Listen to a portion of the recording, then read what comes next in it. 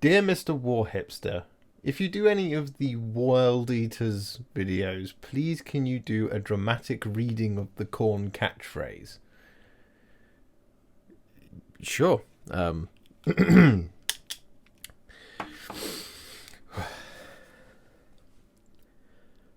Blood for the blood god. Blood? Skulls for the skull throne. Blood? Khorne cares not from whence the blood flows, Blood? only that it flows.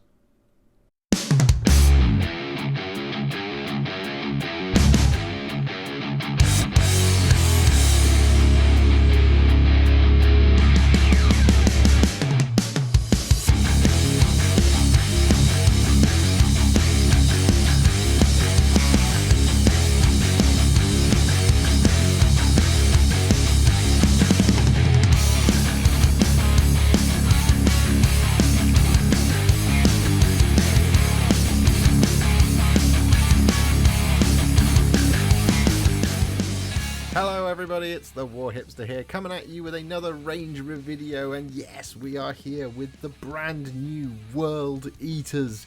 We have Angron, we have the Lord Invocatus, we have the Jakhals, this is going to be fun, we have the Exalted Eightbound, we have the Khorne Berzerkers, yeah, we have it all. We have all 5 of our brand new kits from Games Workshop that they sent to me early to review and paint up for all of you. And I've been very excited to do this because, as you know, I'm a big fan of demons and I'm a big fan of red. Combine the two, what do you get? World Eaters. You also get Khorne. Not corn, but Khorne. Yes, we have the brand new World Eaters range in hand, and you'll never guess what. I've actually managed to do all of it. Again, we're in time to get it all done for this video and for this coming week of videos. But we do have 5 kits, plus this one is 6 videos, and 6 is the wrong number. So we're going to do 2 more. I won't tell you what they are yet. Scarbrand and the Demon Prince. Don't tell anyone I told you. That was just you. Not anyone else. You're the only one who heard that. Don't tell anyone. Yes, this is Khorne week. We're going to be doing 8 videos this week. So I have to apologise that we missed one on the Thursday just gone. But that's because I was hoping to get all of this done and, well, oh boy. So if you want to stay up to date with all 8 of those videos this week, then make sure you like this video, you subscribe to the channel, and you comment below to tell me which one you're the most excited for. I haven't decided what video is going to come out later today, so comment and tell me which one you want. I mean, I'm guessing it's Angron, but you guys might surprise me. So this video is going to be quite long because there is a lot to go through, of course, so we're just going to jump straight in and we're going to start doing the building thing, looking at the sprues and looking at the instruction manuals and all that good stuff, and we're going to show you off all of the painted models towards the end, because you know how we do these by now. And of course, the Land Raider scale is back. Maybe this time it'll be the Chaos Land Raider. One thing you will probably have noticed is that I don't have the codex. So this video is going to be a fun journey for both of us, because I'm building all of this stuff and I don't know what any of it does. And that's even looking at all of the rules in the back, which everyone always points out to me and saying, that's the thing with all the answers. But it's not if you don't have the codex as well. And this was a really kind of fun experiment for me, because it felt a little bit like I was back at the beginning of my Warhammer journey, where I didn't really know what everything was. And I was just kind of figuring it out and going through Rule of Cool. And that's exactly what I've done here, building all of this stuff. It's Rule of Cool. I've just gone with what I thought looked cool and what would be nice to paint for all of you. But I don't have the codex, don't know how the army works, stayed away from any kind of previews or anything. I just want to be really kind of just let it wash over me when the codex finally comes out. So I'm really excited for that. And I really hope I made some good choices. So as per usual in these videos, we're going to start off with my favourite model, and that is, of course, it has to be Angron, the Demon Primarch of Khorne. Yes, it has to be done. Has to be done, right? Of course it does. So, what do you get inside the box? Well, you get a tray. A handy little tray, which is always nice. Love a handy little tray. What you get is you get what I think is a 100mm base. You get 2 A4 sprues of plastic, just the 2. And we get a instruction manual, which isn't as hefty as I thought it might be. But then we are only building one gigantic model. So, you know, makes sense, I suppose. So there we have it. These 2, I mean, they look awesome. Sprues. Oh my goodness me, what a fantastic set of plastic. Now I believe we have one variant in here. So we're just going to pop the plastic to one side because we always look at these instruction manuals first. And we're going to see if I can guess the base size correctly. First go, 100mm base. Yes! Right, what do we get? Well, we get 1, and we get 2, and we get 3, 4, 5, 6, 7, and that's it. Pages of instructions. There's lots of, as well as lots of very close-up product photography, which is really, really nice to see. That's fantastic. And we get our rules on the back. As everyone always says that I don't pay attention to this, and I don't, because I always forget it's there, but there we have it. The very baseline of Angron. As mentioned, I don't have the codex, so I don't know what he does, but I get a little snapshot here. Oh my. 12 attacks. Blah. Anyway, so just looking through those instructions very briefly, what we have is we have a single variant here. We can have him mouth closed or mouth open. I suspect we're going to go for mouth open because, you know, bellowing. I feel like that's appropriate. I feel like that's the way to do it. But I think that's the only variant that we have in here. So not as kind of versatile a kit as Magnus the Red, or indeed Mortarion actually, because he can be built one of 2 different ways, facing one of 2 different ways with his weapons slightly differently. Whereas this guy literally just gets them closed or an open mouth. So, you know, that can be disappointing or awesome, depending on your outlook on such things. I think this is absolutely fantastic model. And I cannot wait to see what it's like built up. Looking at the sizes of the pieces of plastic, I think he's going to be quite a chunky boy. So let's have a look at those pieces of plastic. Now, as mentioned, we get our 2 sprues. Here they are, both A4 sized. No half-size sprues stuck together, so we're not going to be snapping any elements off. Instead, we're just going to look at these one by one, and we might as well start with the wings. Here we go. So they are chunky.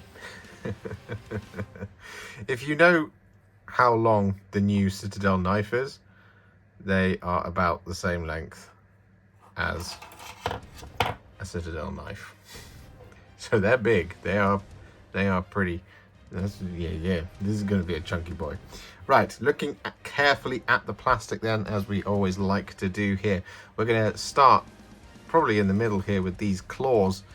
So we have 1, 2, 3, 4, 5, 6, 7, 8. 1, 2, 3, 4, 5, 6, 7, 8. That's nice. They're right next to each other on the sprue, which is ideal for placement and building. And they're all attached quite nicely. However, whilst it's not on the blade of the claw, the actual bone part of the claw itself, we do have it on the soft round bit, which, judging by the looks of things, will be on the inside of the wing, so where it's facing out. So if we look here at the finished picture, Grey Knight Steel apparently wants to have a go. Grey Knight's Angron. Goodness me, I've angered the paint. Right, you see here how the claws face inwards? The connection point is right there on each of the claws. So you're going to be able to see it if you gouge it. So be very, very careful. Put simply. Oh, and the Varangard head has come off as well. We'll need to re-glue that. Lovely. Right. So be very, very careful when dealing with the claws. The wings themselves, we do actually rather annoyingly on these claws of the wings, we do have connection points on them, and that is the same for both. So clipping them off is going to be a bit of a challenge, and you will want to be very careful that you don't, again, gouge those things. So maybe have a mold line remover on standby for those and get a nice close cut when you do it. We do have some spindly details in the form of the chained skull there. So you'll want to kind of start by snipping there and then go your way around if you kind of don't start with the skulls. And this is the same on both of them, and actually on this little kind of pointed doodad. You can run the risk of snapping them off, which, you know, might not be the end of the world because it's not a particularly large detail. But if you've got kind of a jagged bit of chain there with nothing on the end of it, you will notice it. So if you ping it off, just be careful and make sure you go and find it. The tail section, again, similarly, we've got some connection points on the actual flesh of the tail. So we want to be very careful there when we're cutting out and thinning down with our mold line remover and our knife. We have a connection point on an actual kind of claw / talon type thing, or horn, whatever these are supposed to be when they're on a tail. And same on the other side. We don't have them on this one, so that means that the tail is going to slot quite nicely in under there, so you won't have to worry about kind of a mold line or a seam going all the way along the tail, because it will just slot right in underneath, if you see what I mean. So this is the only kind of smooth section around here, whereas all the way up around here, that should be nice and easy to connect together, which is very, very cool. We have the arm here, and we have another arm here. This is all part of his body. And again, connection points on the actual muscles and on the claws. So they're kind of, in fact, all those connection points are placed in possibly the worst places they can be put for attaching such things to the sprue. But I understand on a kit of such size, it's very difficult to place these things. What is nice about them is that they are in pretty much one piece, as you can see. I mean, you do have it in halves, but you don't have a line going across the middle here where you're gluing two parts of an arm together. It will just be across the bicep. In fact, not even across the bicep. The bicep is one single bit, so across the forearm, and that's very, very good. That's nice sprue design. We do have a couple of little spindly pieces, such as this bit here, so we'll want to be very careful. I think this is his head. Yes, that's his face. So when you're clipping, just start by clipping off at the butcher's nails areas, or these dreadlocks, whatever they're supposed to be, and be very careful around the teeth, because you really don't want to clip those off as on a face. That's the top part of the face. I'm pretty certain that will be really noticeable if those claws are gone or teeth are gone. So do just be very, very careful around that. Otherwise, the rest of the plastic looks fairly sturdy, such as these cables and things. And kind of looking at it sideways on, we don't have too much in the way of chunky mold lines. They're not removed yet on this sprue, which is really, really encouraging and really, really cool. Brand new kit, gotta love it. I think the same things that we've already talked about occur for all of the rest of the muscular details. We do have another spindly bit here. These are quite delicate little bits of plastic up here. So this is more of the hair with a pipe or tube or cable. That's probably the right word. But yeah, we got this piece here, which I'm not sure what it is. That looks like the teeth of an axe. That's very interesting. Ooh, never seen that before. That's a very, very cool little detail. The armor panels, we've only got a couple on this sprue, 1 and 2. They are attached at the ends of the armor panels on this one, but they're actually attached on the armor itself, the flat of the armor, on what I'm assuming is either a knee or a shoulder. In fact, I think that's a knee pad. So do just be very careful that you get a nice smooth cut there. Otherwise, this sprue, it seems pretty good. There's a couple of pain points there, but nothing that we shouldn't be able to handle because of the size of it. Only a couple of little tiny features. Then we'll move on to our other sprue. Here it is. Da, da, da, da. This is where we've got most of our base, and we've got our chunky arms and legs and things like that. Now, looking at this, there aren't really any tiny details, which is really impressive. We've got the back of his head as well as the underside of his head here, and we should have the other one there as well. Yep, didn't see that on the other one. We've got this gorgeous breastplate just here, which is attached very nicely at the inside here, so when you glue the head in, you won't be able to see in there. And you've got the other connection points where you might be able to see on the actual kind of the ends of the armor, so nice and easy to smooth down. The leg here has got surprisingly few connection points. We do have 2 on the actual flesh itself, I wonder if we could have maybe gotten away with not having those, but never mind. But mostly it's down here on the end of the hoof and at the top here on the belt.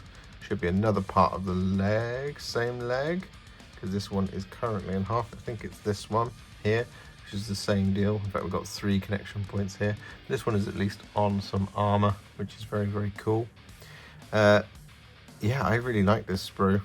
There's not really a lot to pull out here in terms of criticism, I don't think. We do have on this piece of armor just here some connection points on the actual kind of little talons and teeth of the armor, so you will just want to watch out for those. Again, make sure you don't clip them off or kind of gouge them off with a knife.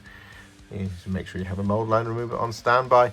We do not have too many chunky mold lines on here. We've got a couple of slightly difficult placed ones just here, which looks more like stress on plastic from where it's been. It's like kind of a very shallow mold line, so it won't need too much attention there between the kind of the shin guard. We do have one here. It always happens on torsos of this size. You get this little kind of spindly, looks like a spider trail or a little snail trail kind of mold line that goes across such a rounded feature. You always get it. It's always something just to watch out for, especially if you're going to contrast paint it, because then you never know, it will show up if you don't pay attention to it. But it will just require very, very gentle attention with the mold line remover. I'm very, very impressed, actually. There's not too many components. There's very few in the way of tiny ones. Even the smallest ones, in fact, are just those face pieces. So maybe that could have been avoided by having a full face, but who knows? We don't know. I don't know what the design process is there. We also have pretty sturdy chain links, which is very encouraging and should make for pretty easy clipping. So, with all that in mind, I guess it's now time to build Angron, the Demon Primarch of the World Eaters. And we're going to do that right now for you on camera, on time-lapse, starting now.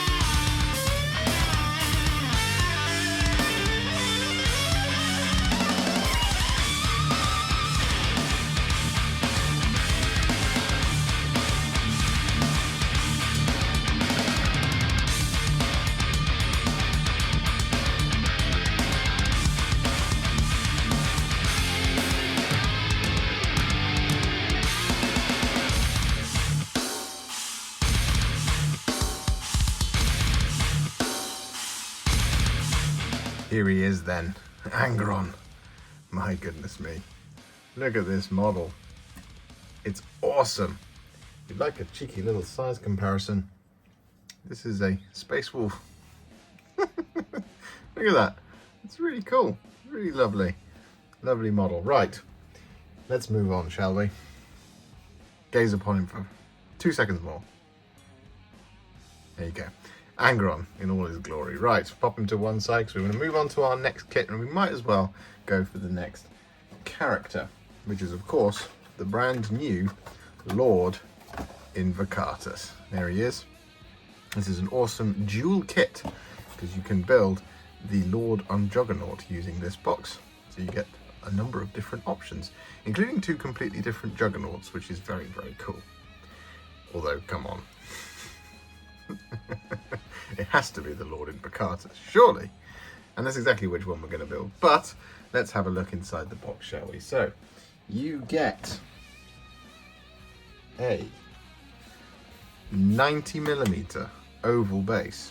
You get an instruction manual. And you get 2 lovely sprues of plastic. These are kind of the normal sort of A5 sized ones. And it comes in a sort of that normal kind of that sort of half-sized box rather than the big A4 boxes. So 2 sprues, 90mm, and a set of instructions. Now, looking inside the instruction manual, I don't think it's a particularly complicated kit, which is very, very nice. Yeah, 90mm, that was right. So as you can see, it's color coded. We've got blue and we've got green. And because it's pretty much two separate kits, the instruction manual is laid out that way. So you have your blue, so you just build from start to finish over 3 pages. 1, 2, 3, 4. 4 pages. I lied. 4 pages. And then you have your green color coded World Eater's Lord on Juggernaut. 1, 2, 3, 4. Nice and simple. No, we got more. 5 and 6. And you get your options here on the Lord on Juggernaut, which I didn't know. You can give him the chain axe or the chain sword, which is really cool. And there's the option for the head, the bare head, or the helmet, which is awesome. Lots and lots of different components on here. This is going to be cool. I mean, look at that head. Oh, and see, now I don't know. The Chaos Lord's helmet is incredible. No, Invocatus. Absolutely has to be Invocatus. But yeah, that's nice and simply laid out. You don't have to build like half a Juggernaut body and then choose which one you want to do. It's just open up the instruction manual and go, do I want World Eater's Lord on Juggernaut, or do I want Lord Invocatus? Which one do I want to do? Boom. Nice and simple. I'm a really big fan of that. I think that's really cool. So, oh, I should just point out, Lord Invocatus, I don't think has any options. He is just built the way he is. But he's a really, really nice model. So, pop the instruction manual to one side and let's have a quick look at those sprues, shall we? Here we go. So I don't think you'll be able to build 2 Juggernauts out of this, because you get 1 Juggernaut's body. It's just the legs and stuff, and the head that I think are the things that determine which one you build. So looking at this sprue first, we have mostly Juggernaut pieces. Here we have Lord Invocatus' Juggernaut's head with the chainsword head. I absolutely love that. I think it's absolutely fantastic. But upon first inspection, looking about, it seems to be in pretty good order. We do have connection points on smooth outward facing details on the Juggernaut's body. But the Juggernaut's body is in fairly 2D shape. It's got kind of, it's flat on the sprue. You see what I mean when I do that? It's not kind of sitting across the sprue like this, which would mean that there's going to be a very slight mold line, if at all, but it's kind of quite nicely laid out. Now we do have a couple of issues I will point out. So on this set of legs, 34 and 35, we've got a connection point right here in the middle of the flat panel of the armor, which is just, I don't know why. I don't know why they do this. We got similar thing going on here and a similar thing going on here. Now that's just, the reason I'm pointing that out is because those are quite difficult to get nice and smooth, because it comes right up against the trim on the ankle. So you just have to be really careful and make very slight tiny movements, because if you, for example, use a knife and you add pressure coming this way, you're going to go straight into the trim and gouge some of the trim off, and then it'll be much harder to paint and it won't look right. So that's a big no-no for me on these legs. But we can't focus on the legs because we've got lots of other lovely details. The Juggernaut's head, it does come in 2 halves like this, not like that. So you don't have a top jaw and a bottom jaw. You've got the left hand side of the face and the right hand side of the face here, or at least those are 2 left hand sides of the face. Is that right? It looks to be right. Maybe our right hand sides of the face are over here. Yes, we have there and there, you see? So that means you do run the risk of having a kind of join line that goes right down the middle of the face. So you may want to have some green stuff on standby if you want to fill those gaps. Shouldn't be too much of a gap, but it is a possibility. Now the helmet here, not that the helmets have much room for connection points on the flat, smooth, flat surface of the top of the helmet, but we do have it going on here on the skull. This head is attached by the neck, which is great, and these details, not that I'm sure what they are, they look to be pretty well attached on kind of very smooth details and not close to anything particularly difficult to smooth out, which is really, really good. The Juggernaut's leg here, here and here, it's all got connection points on the outside because it's in that sort of 2D plane. So you will just want to watch out for, it's not kind of connected at the, see this kind of seam here. They're not connected there, they're connected on the flat of the armor, so it will be visible if you don't get it smooth. So just be very careful when you're smoothing it down with your knife or your mold line remover. So that's a very interesting sprue. Our torso here is attached on the cables for some reason. Why not just shift it up there just a tiny bit? This one is fine because it's attached at the arms, which will be covered up by his arms, which is great.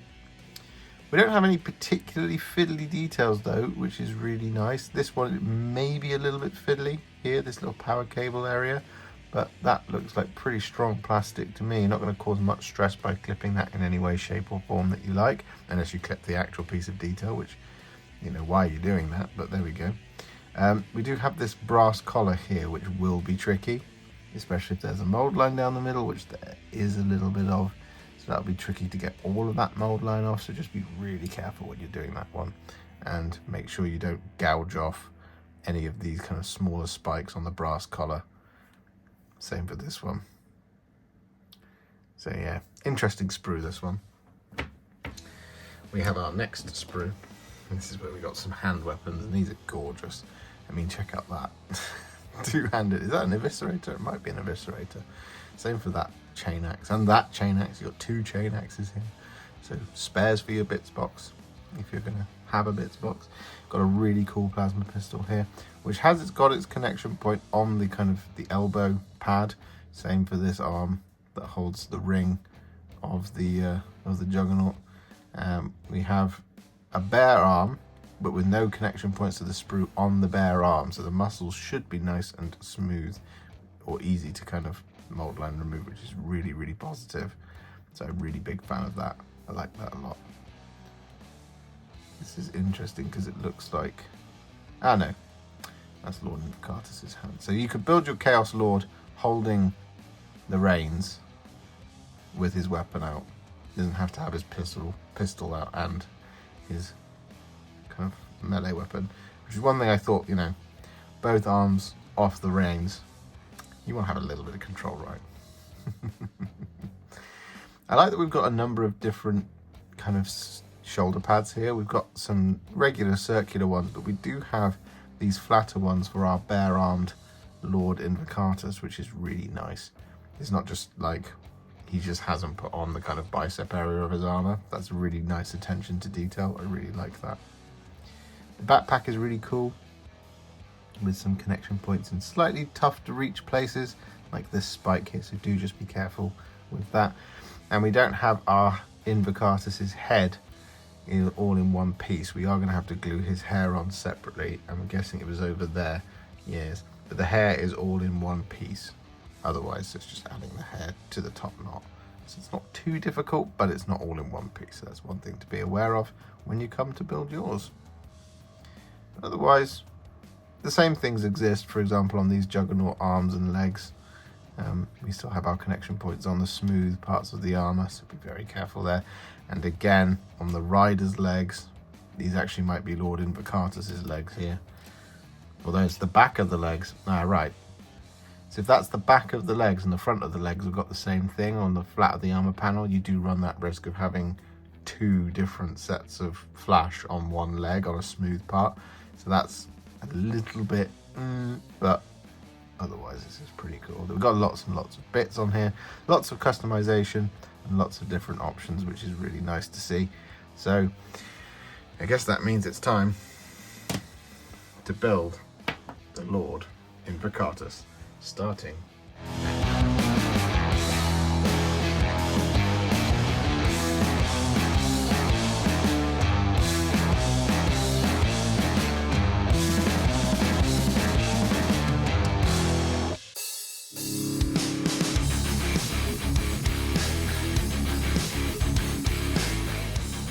with the Lord Invocatus now built, comparing him side by side with Angron in terms of size, it's not like too different.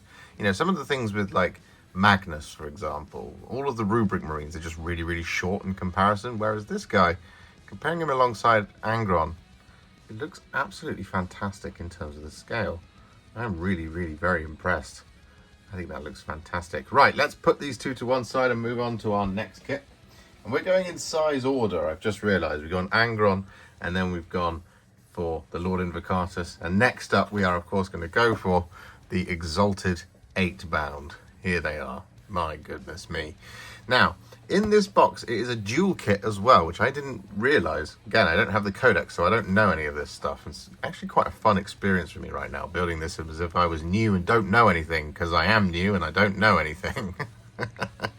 So within this, we have the Exalted Eightbound and we have the Eightbound. Two separate units that can be built from this, but you only get one out of it. You don't get sort of 6 guys, you get 3.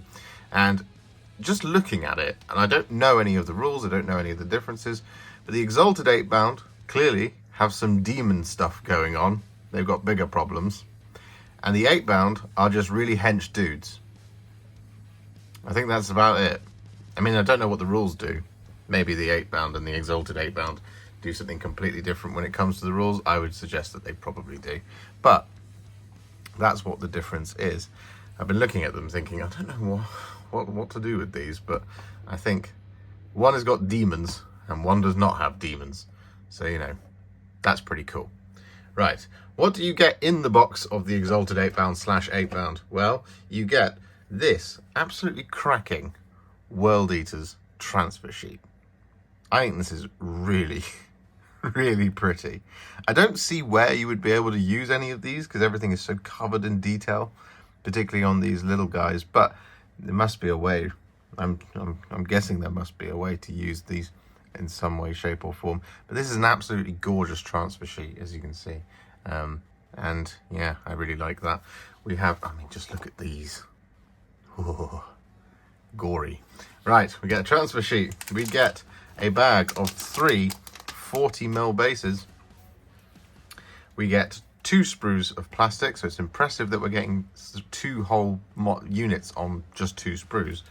And we get, last but not least, a really hefty instruction manual. This is a lot of pages. So on the back here, we obviously get our rules and we get our differences between each one. The Exalted Eightbound hit on 2s. Otherwise, it looks the same. -3, -4, -3, -3, -3, -3. Okay, so this one's sort of chain fist type thing has a -4, whereas these guys have got a 3 damage weapon, which is this. That's pretty cool. The dual wield. Oh, I just don't know. I think we're going to do the Exalted Eightbound because I think they look cooler. But yeah, here we go. So by the looks of things, yep, the 40mm bases. By the looks of things, it's going to be color coded just like Invocatus, and we'll see that now. Yes. So we've got 1, 2, 3, 4. Oh no, hold on. Right. So this is going to be to build one of our the Exalted Eightbound champion, and there's 2 different methods of building him. You can give him 2 of these things. Or maybe this is the Exalted Eightbound champion and this is just an Exalted Eightbound. I know, because I think the Exalted Eightbound have to have a unit of 3 only. So it's kind of a choice of what do you want, the big one or the little one. I don't know. I just don't know. Right. Anyway, so we've got our different options here for him. Back to blue for color coding. So this is our next one that can be built thusly. This is our next one. Or is this the same one?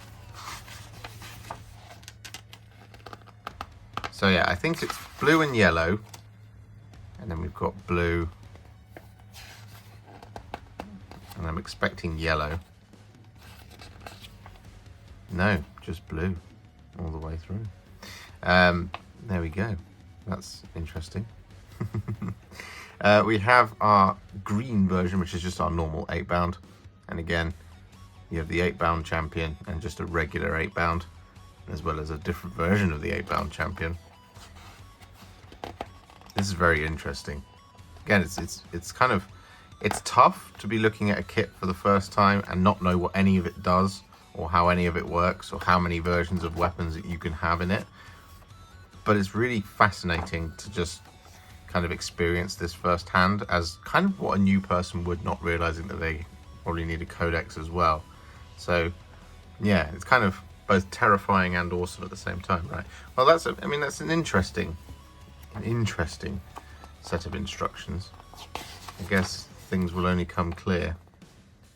So 1 and 2, those are 2 separate guys, and then you have a bunch of different options for the thing. So maybe that was the same here. 1 and 2, and then champion in all various different forms. Okay, I mean, I still think we're going to do Exalted Eightbound, and I'll probably do them as you see them here, because that must be a legal unit in order to use it. Don't know if it'll be any good, but it must be a legal unit, because it would be silly for them to show off an illegal unit. But there we go, that's the Exalted Eightbound instructions. So let's have a look at these sprues, shall we? Now then, let's start with this one.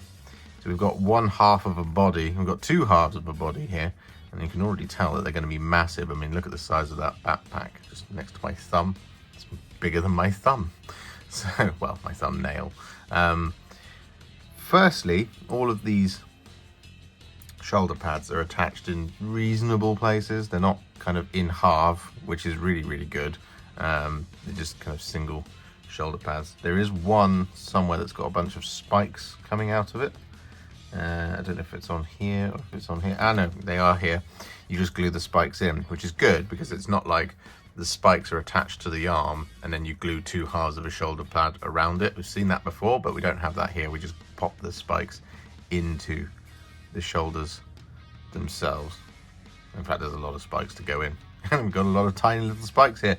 So be careful when you're clipping these off. Make sure you're doing it right over your tables and just hold the component like I've got here with my finger, and then just go in like that with your pair of clippers, just to make sure you don't ping it off, and just go really slowly, because these are the types of things where if you just kind of clip it with some force and not really think about it, you can just ping it off and never find it again, especially if you've got grey carpets. Now, the shoulder pads are in pretty good nick. The backpack is in really good shape. It's got contact points on these outward facing horns, which can be annoying, but it's on a flat, smooth surface. It's not on the rounded parts of the backpacks that you often find on Chaos Space Marine kits, which is very, very encouraging. So that's nice. We've also got this kind of contact point here on the smooth, kind of flat part of the top of the backpack, so that's nicely attached. Our weapon, we have, I think, consistently one point of criticism here is that all of the arms have got contact points actually just on the muscles. So that's always just going to be a little bit trickier to get smooth because it's a curved surface. But at least none of the arms are in half, so you don't have to glue the arms together and get a nice line right down the bicep, which is always a little bit annoying. On the legs, we've got, I mean, look at these. These just look fantastic. There's so much detail on these armor kits, honestly. We've got we've got contact points on, you know, smooth surfaces, and you generally can't avoid it with these kind of kits of Space Marines. There's almost a point of forgiveness, but you kind of need to pick up on how many there are.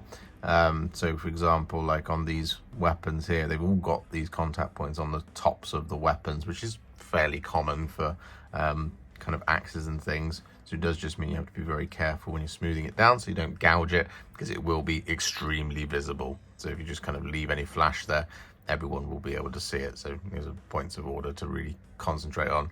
And similarly to Invocatus, our leg panels here have got contact points on the smooth surface, which, you know, I think that's just going to be a theme with these World Eaters kits, because we've got it going on here as well. That is a smooth panel of an armor panel.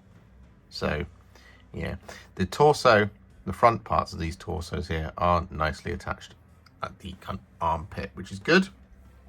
So there we go, there's our first sprue. We've got more bodies on this one though, and they are, I mean, they are massive. Yeah, I mean, look at that. This guy's huge. I think the similar points of order are all on here. We don't have any tiny little horns. I think, again, in its credit, I should just say, our heads, I don't know if there were any over there. Yeah, we've got 2 heads over here, but 3 heads, 4 heads. There's a lot of heads.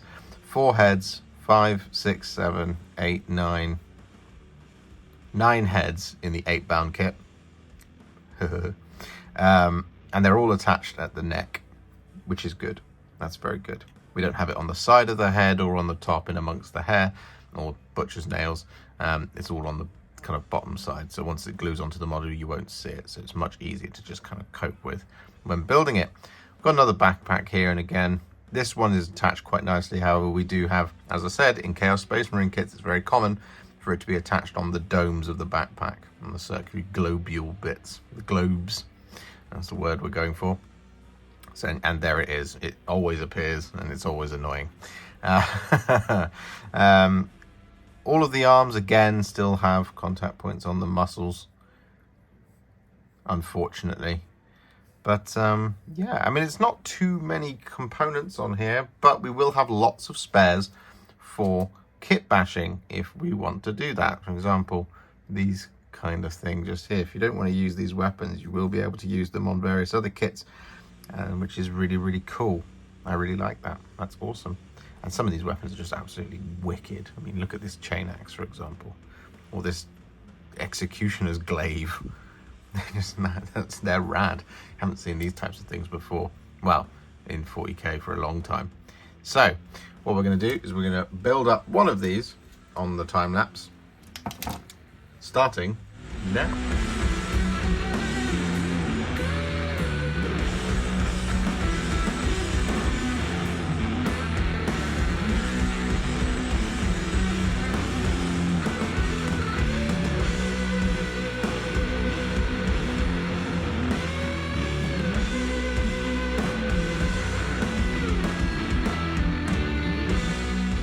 So our Exalted Eightbound are now all built, and I think they look absolutely stunning miniatures. They're just insane. I love these guys. Now, they're pretty chunky, and, well, the best size comparison will be to do them alongside the Khorne Berzerkers.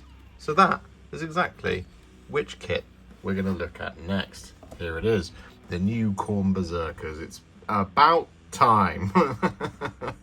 It's been a long time coming, this one. As you can see, we get 10 brand new sculpts here, and they are just stunning. There's so much dynamism in this kit. I think they look fantastic. Oh, it's a good time to be a World Eaters fan, that's for sure. Right, let's have a look, shall we? Because there is a lot of stuff inside this box. So, first and foremost, you get a bag of bases. Now, these are almost definitely 32mm bases.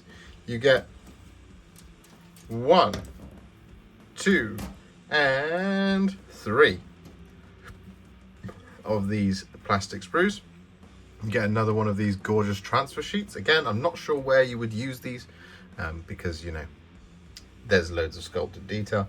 And of course we get a instruction booklet, which doesn't feel as hefty as the 8-bound, but, you know, there we go. There you have it. So let's have a look inside here. Let's have a quick look at the back. One thing I noticed, which is quite cool, is that 3 and 4, being the chainsword and the chain axe, and up here, we don't have 3, 4, 5, 6. It looks to me like the chainsword and the chain axe are exactly the same now. So they're just going to be like chain weapons, which is very neat and very tidy. It's very cool. We also have 4 and 5. Well, this one and this one. These are the eviscerators, so a 2-handed axe and a 2-handed sword. So they're exactly the same. So it doesn't matter which one you build. It's purely aesthetically pleasing to yourself. Now, yes, they are 32mm bases. When we look inside the instruction manual, what we get first is we do have an icon of Khorne. And I think there's, according to this box art at least, 1, 2, 3 plasma pistols in here if you want to build them. I might not do any because I'm not sure what the limit on the unit is. Again, I would assume that it's 3 per 10 because that's how they've built them on the box. Now, as you can see here on the first page, we get a lot of interchangeable parts. We have 9 backpacks because the 10th one is for the icon, but I'm assuming it can be built without the icon if you don't want the icon. It's just it'll be very specific to this model, but the other 9 can all have interchangeable backpacks. We've got 10 helmets and 10 bare-headed options. I think 1, 2, 3, 4, 5, 6, 7, 8, 9, 10, 11, 12. 1, 2, 3, 4, 5, 6, 7, 8, 9, 10. So 12 bare heads, 10 of the helmets. You get 1, 2, 3, 4, 5, 6, 7, 8, 9, 10 shoulder pads, and then you get 5 alternate shoulder pads that go on the other side, and you get these 5 half shoulder pads for any of the bare arms, of which there are a couple where they're not wearing any armor on there, because it's dope. I think there's a couple of different variants you can build for everything. You've got obviously the axe or the sword here, and I probably am going to build 2 of those because I think that might be 1 per 5, but again, not entirely sure. It might be they'd be able to replace all of the plasma pistols, but I don't really need any plasma pistols. I might put 1 on the champion just so we've got something to paint here on the unit. This is pretty cool though. There's so much different stuff going on here. The detailing on these miniatures is fantastic, and we just get lots of lovely, completely different sculpts to the old ones. If you don't know what the old Khorne Berzerkers look like, I would recommend going and looking them up and then comparing them with these, because it's night and day. Right, there we go. Quick look inside the instruction manual. Done.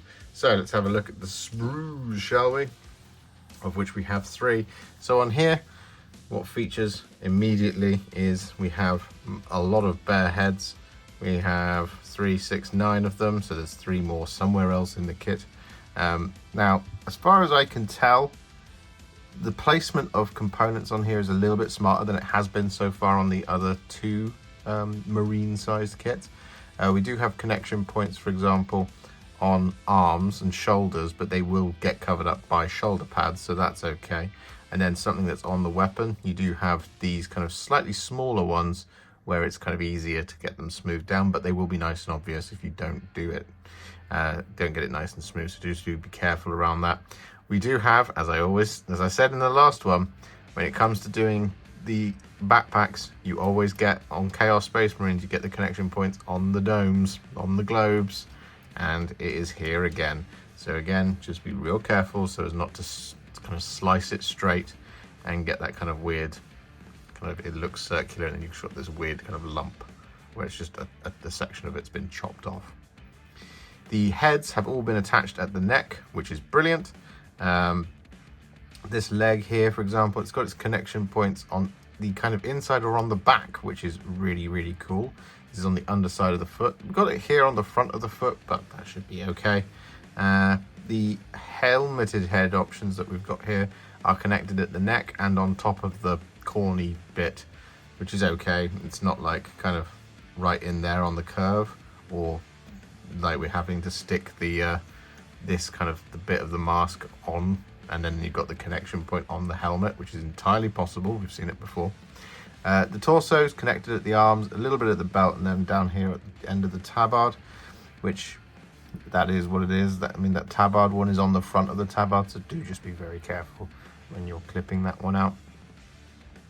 And the last thing to point out on this sprue, I think, is that the eviscerator is attached not on any of the chain bits, which is very, very good. Same for this axe, same for this chainsword, and this axe. We don't have attachments on the chains themselves, which again we've seen before and is really annoying. So big plus on this sprue. I like it. It's nice. Next sprue, we have even more of all of the same. In fact, this is where we have even more heads. We've got 3, 6 heads here. So 3, 6, 9, 12, 15. There's a ton of heads in this box. And then we've also got 3, 6, 7, 8 of the helmeted heads, and 2 are over there. So that's 10. So there should be no more helmeted heads on the sprues. Now again, legs connected in fairly simple places. We do have 1, 2 here that is on the flats of the curved parts of the armor, which is, that one will be one to watch out for, component number 33. But the torsos again are connected in the most logical places inside the arms and on the kind of smooth flat details at the bottoms of joins of legs and things like that. We have connection points on the arms, on the shoulder pads again, and then on the tops of weapons. The shoulder pad bit, fine. On the bolt pistol itself, just be careful. Same on the chainsword. And we don't have any connection points on the sprue in the chains again. This one's close, but it's not. It's just on that spike. Same here, close, but not on the chain bit of the weapon itself. Shoulder pads still continue to be the same, connected at the bottom, which is great. And the backpack here, same as the other one, but once again got the connection on the circular bit, on the globy bit. So, you know, I'm not going to keep pointing it out forever, I promise. One thing to point out here is that on this bare arm here, where you've got that kind of half shoulder pad, not the full circular pauldron that we normally see on Space Marines, we do actually have a flat bit for it to go on, which is really cool. You won't have to balance it, which you sometimes can, or there's not like a little peg that you have to be avoiding, cut out or clip or drop that thing in. It's just very positive, that I'm a big fan. Good stuff. Final sprue, I think it's going to be probably just more of the same. I don't think there's going to be much to point out here. Now we have all of our kind of half shoulders here, and got, in fact, there's more in here than there were in the instruction, so that's a bonus.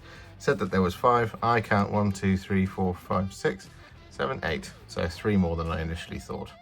So that's great. Do we have any more heads on here? Yes, we do. We have another Khornate head. So 11 helmeted heads are in this box. So that's either annoying in terms of the instructions or fantastic, depending on your outlook on life. I'm going to choose that it's in fantastic detail. So with all that out of the way, let's build up a Khorne Berzerker. We'll see how long it takes, and then I'll tell you all about it and show you all about it. And this is going to be awesome. So I'll see you in just a second.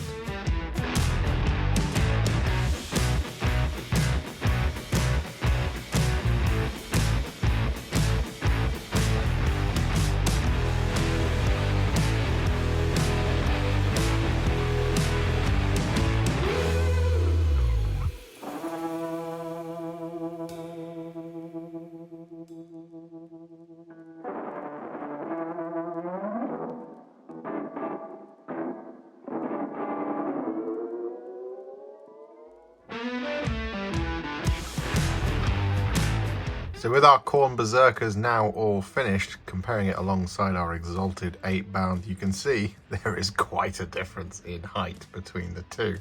But I think they look absolutely fantastic. Absolutely a kit that warranted a full redo. If you Googled them between now and then, oh boy. Here we go, there's our 4. We have 6 more. There's 2 and 3 and 4. I went with just 1 plasma pistol, but 2 eviscerators and an icon as well, because I thought that was an appropriate thing to do. It would look cool, and it does. Absolutely breathtaking kit, love it. Right, we have 1 more kit to go through, and that is of course the mortals of the World Eaters. We have the new Jakhals, and I'm a big fan of these. Really liked the new cultists that they made, and I think these will look fantastic alongside those, even though you can't really use them alongside each other, but at least I don't think you can. I'm just assuming, but these are the new Jakhals. We've got a couple of variants in here, but this is really nice, cool kit. Lots and lots of dynamism, wonderful little kind of additional components, and I'm 99% certain there's a lot of spares in here, which is really nice. We've got lots of spares all over the place, which is great. So this is the Jakhals box. What do you get in a back Jakhals box, I hear you ask? Well, you get 1 40mm base and 9 28mm bases. Yes, got different base sizes. We have a instruction manual. We get another one of these wonderful transfer sheets. So I've now got 3 of these, which is great. Still can't use any of it. And we have 2 sprues of plastic, and as you can see, they are absolutely packed with detail. There is just tons of chain weapons here, which is really wonderful to see. I'm very excited. I think this is really cool. Right, let's have a quick look inside those instructions, shall we? We've got our rules on the back here, of course. As you can see, we've got some different weapon options here. We've got really interesting mace looking thing, as well as a sort of, I'm guessing that's an eviscerator. It looks a little bit too big for a cultist to handle, but there we go. And we have chain swords, and we had, well, chain swords and axes, which act the same. It's number 2. And we have las pistols. I'm assuming they're las pistols or auto pistols, one of the two. So we get our little base diagram, which is awesome, just so you don't confuse the base sizes. As you can see, the 40mm goes there, so don't go gluing the wrong model onto the wrong base, because that would be a disaster. We get variants as mentioned in here, which is awesome. So looking at it, we have the Dishonored is what the big boy on the 40mm base is called. Now he, to me, I don't know what he is, but he to me looks like a Dishonored space marine. He's so hench. He's massive. I don't know if there's a good enough picture of him in here, but he's much bigger than the mortals. In fact, if we just look at the back of the box again, there we go, there he is. He looks to me like a disgraced space marine that's been kicked out of space marining and is now having to pal around without his armor, but he might not be. I don't know. I'm hoping that he is. In my head canon, that's what he is. So we have our Dishonored. Ah, there's a picture of him right there. There we go. And yes, we do have 9 28mm bases. So you start off by building your Dishonored, and your Dishonored can be built with sort of 2 weapons grafted onto his arms, or this kind of cleaver looking chain weapon with the big skull mace type jobby type thing going on, which is really awesome. It looks amazing. We then have our interchangeable parts. We have a Jackal pack leader, or just a regular Jackal. I think these can be taken in units of 10 to 20, as I think the cultists can, but I can't remember off the top of my head. But you can build him how you wish.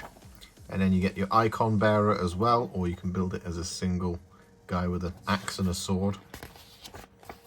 You then get a bunch of kind of very simple to build, sort of 1, 2, 3, 4, 5 bits cultists. So these shouldn't take very long at all. And you get tons of interchangeable parts. You get these heads, bunch of different chain weapons that can be used at your discretion across all of your models. And there you go. Really simple set of instructions. These look very, very quick to build, but with loads and loads of character and loads of choice, which is an awesome combination for any Warhammer kit. Right, let's have a look at those sprues, shall we? So we'll start with that lethal sprue, which is just covered in chain weapons, as you can see. We have 1, 2, 3, 4, 5, 6, 7, 8, 9, 10, 11, 12, 13, 14, 15, 16, 17 weapons on one sprue alone. We should have a number of them on here as well. We've got 18, 19, 20, 21, will be 22 if you combine it with another bit. There's bundles and bundles of weapons. Most things have 2. Some have 1 weapon each, and some have a unique weapon like this big old jobby right here. So, looking at this sprue in detail then, we have kind of consistent things that we've had throughout all of these World Eaters things. The blades are all attached here, not on the chain links, which is awesome to see. We just got them on the flat parts of the weapons, although they are on very obvious places as per usual on the axe, on the top here and on the top there, on the top here and on the top here. But they are connected at the wrist as well, which will be a nice smooth flat join in order to just glue it onto an arm, such as that one just there. Now, one thing I'm expecting with these bodies is because they're mostly intact, so like this one is just missing a leg and I assume the hands, yeah, a leg and the hands and the head. Because they're mostly intact, you're going to see connection points in difficult places. So this one's not too bad, but we do have it right there by the crotch. Similar here, we got it here just under the armpit and under the armpit on the muscles. So there's nothing that we can really do about that, unfortunately. We do have a lot of spindly little parts like chains and things, so you'll want to just kind of make sure you're clipping in the right way, although these, that chain, and that chain None of them are connected to the sprue. Same here, actually. So that's really, really interesting, because that's a really nice way of doing it. It looks like it's about to be. The same over here, but it's not actually connected, so you won't put any stress on the plastic when you clip these, which is really, really good.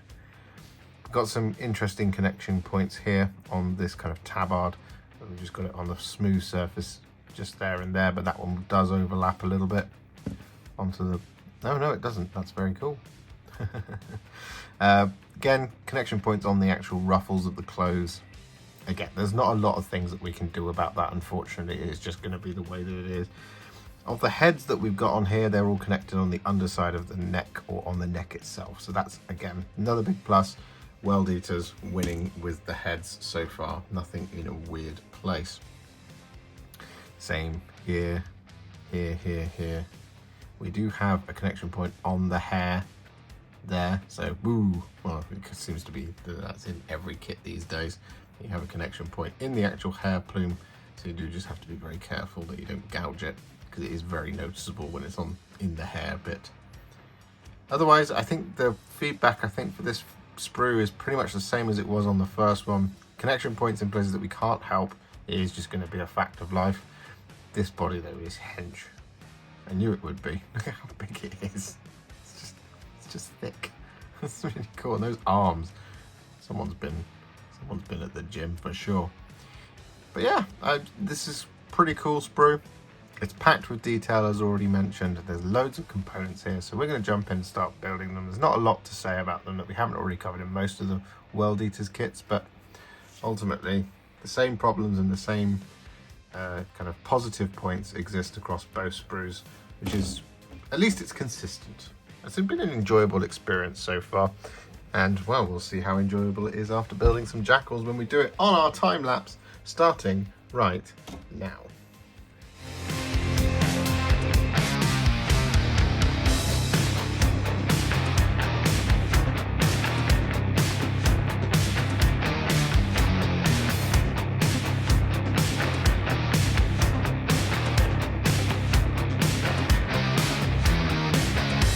There you have it, all of the kits all built up. I did all of it in a single day. Now what I didn't do in a single day was paint all of it, but I did get it all painted for this video, and that's what I'm going to show you next.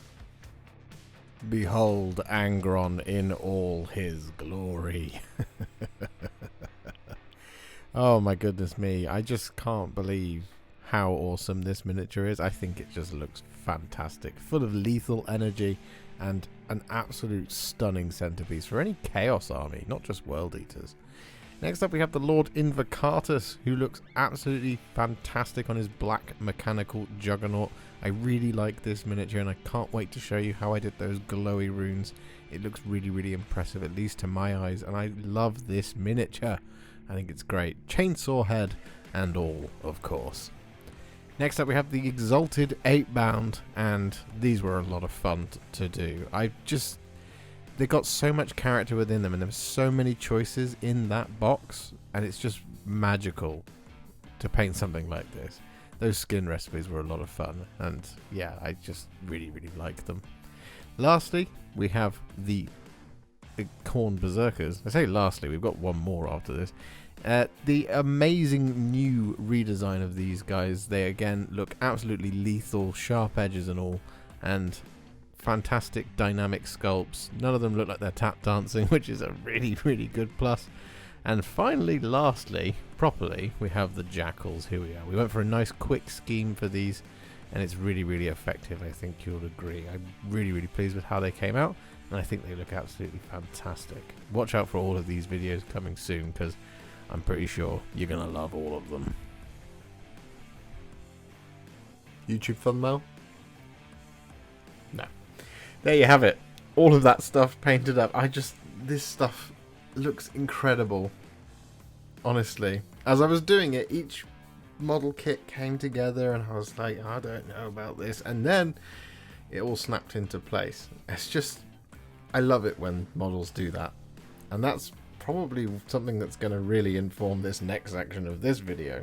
So how do we feel about the World Eaters kits? Well, that's an interesting one. Now ultimately I think aesthetically they look absolutely fantastic. as everything does from Games Workshop's model ranges these days. It's tough to find a bad model that they make.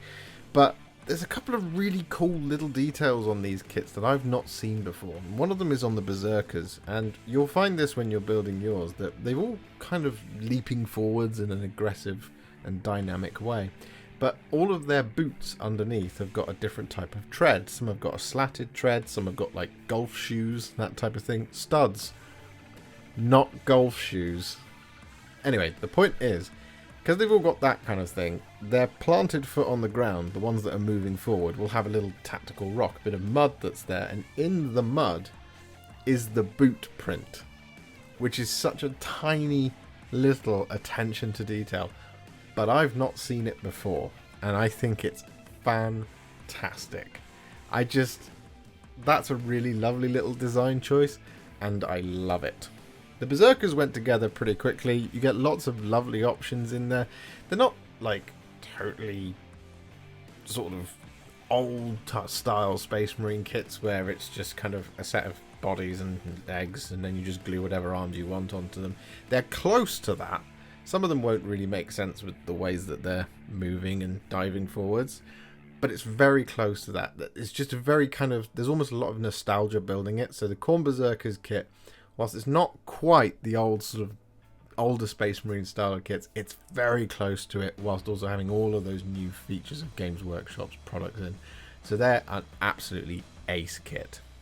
The Jakhals are a fun little addition. I really like a god-specific mortal. I think that's really cool, and I wouldn't put it past them to see some Nurgle cultists and then some Tzeentch cultists and possibly some Slaanesh ones as well in the future. I think the Jakhals signal the beginning of something, or at least I hope they do, because they're so Khornate with all the chain weapons and kind of the blood tanks on the back. That's really nice, and I think it's a really awesome touch to this set of models. Rather than just using sort of the same cultists everyone else has, I think that's great. It's also not just an upgrade sprue for the cultists, which is really cool. It's a specifically designed World Eaters Khorne cultists. Jakhals, big thumbs up. The Exalted Eightbound / 8bound. That was an interesting one. The instruction manual did confuse me, and I don't think it was entirely clear. And I think to make some clarity for a newbie, having kind of a more divided line but a thicker instruction manual probably would have been better to kind of go, look, this is this unit and this is this unit, because they're very similar. I looked at it for hours. I think I mentioned this earlier. I'm very tired. But I looked at the front of that box for hours and I just couldn't figure out what the difference between the Exalted 8bound and the 8bound was until I spotted there was a bit more of a demonic presence for the Exalted. And I don't know what the rules are in terms of what they can take, what it does, and how big the unit can be. It's just a little bit confusing when you're building it from that ignorant perspective of what the actual rules were. That said, what I got out of that was a really fantastic unit, and it was a pleasurable build experience. It wasn't particularly difficult, and everything just went together really nicely. And it's a really interesting platform that you're able to build both a mortal and a more demonic version off of the same base chassis for a model, if you see what I mean. It's really, really cool. Really, really nice. Lord Invocatus is a really cool model. I've said cool a lot. Really hot model. He's really hot.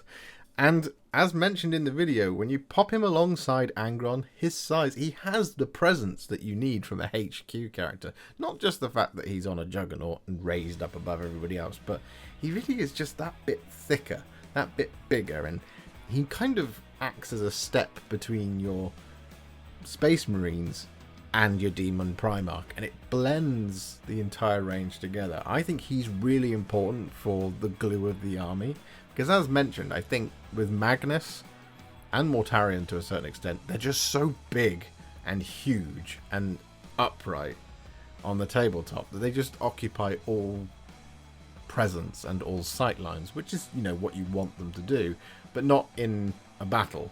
You don't want everyone staring at your Primarch, because when they're staring at your Primarch, they're looking down the barrel of a gun. But yeah, I think Lord Invocatus is a really cool link between the infantry and the big man himself. And of course, we should talk about the big man himself, Angron. I really like him. I think he's an awesome model. I think a lot of the criticism of him just looking like a regular Bloodthirster, it's not fair, because he doesn't look like a normal Bloodthirster. I've done a Bloodthirster, and I've got another one to do, and they didn't feel the same as I was painting them in any way, shape or form. And once you've got them in hand, he's just got this kind of real... It's like this feline aspect to him. He's like he's about to pounce, whereas the Bloodthirsters are kind of just all just like, I am here, hear me roar, rah! But Angron feels sleeker and, dare I say it, sexier. Putting him together, whilst it did take a little while, as you would expect from a kit of this size and complicated nature, it wasn't too bad. I really enjoyed doing it, and he just went together quite nicely. The only slight troubles were kind of gluing some cables in here or there, but, you know.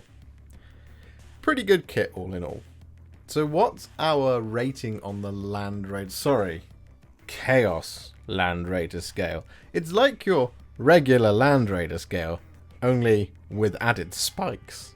Where would I put this range? Well, do you know what? I think there is quite a bit missing here. It feels like a really good start for the World Eaters. The only thing that I wish that we had was maybe some cavalry to go with the Lord Invocatus. And I did find painting it that there's too much trim. And that's just one of those things of, like, it's not really fair to mark them down.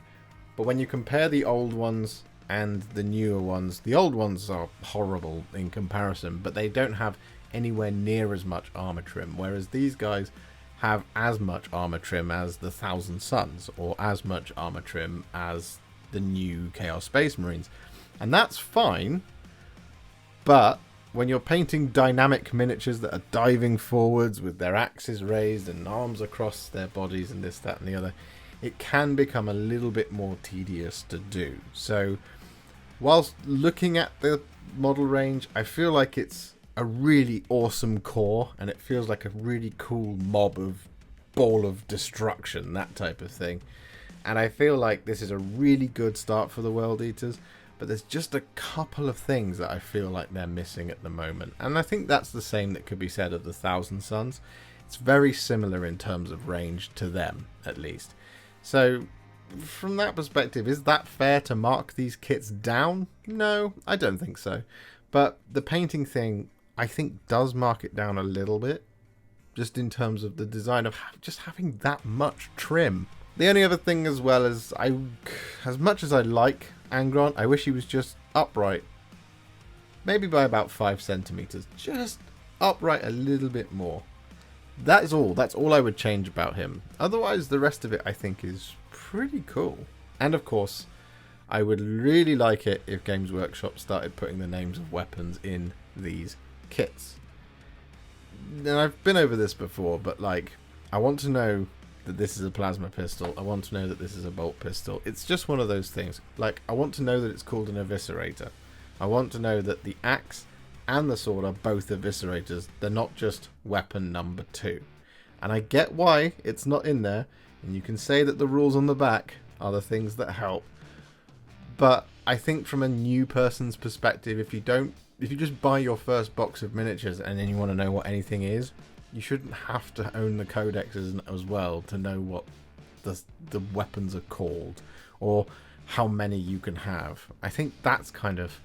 It's just one of those things. It's a hard one for me because I know a lot of you disagree with me that I should just shut up, look at the back of the instruction manual, then look in a codex and then make my decisions. Well, I didn't get to do that this time around, and I'm glad of it because it proved my point, to me at least, that the names of these things should be in the back as well. That's it. So, overall, I'm going to give the World Eaters an 8 out of 10 for this range.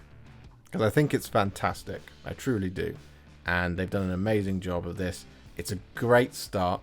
I'm looking forward to seeing more. Just as I am with all things Chaos. And if you're looking forward to seeing more about the World Eaters from myself, do make sure that you've liked this video, you comment below and tell me which one you like the most of, and you subscribe to the channel. Do comment, because I've been filming now for 4 hours, and I still can't figure out which video I'm going to put out before this one, after this one. Oh god, it's been a long day. But that's it. I hope you enjoyed this one, and I'll see you all very, very soon for another World Eaters painting video. Whatever that may be, decided by you, and a little bit of me. If you enjoyed this video, you love the channel, and you want to support me further like these legends and bosses on the screen before you, you can do so. Head to patreon.com/warhipster or head to ko-fi.com/warhipster. Alternatively, you could become a YouTube member by heading to the channel page and clicking on the join button just here, just like these amazing, wonderful people have done. And if you really like this video or you just want to shoot me some support, you can click on the thanks button just below this video. Don't forget to share it, like it, comment on it, and don't forget to subscribe to the channel. And to make sure you stay up to date, don't forget to click the bell icon. Thank you so much for watching, and I'll see you all very soon in the next one. Happy wargaming.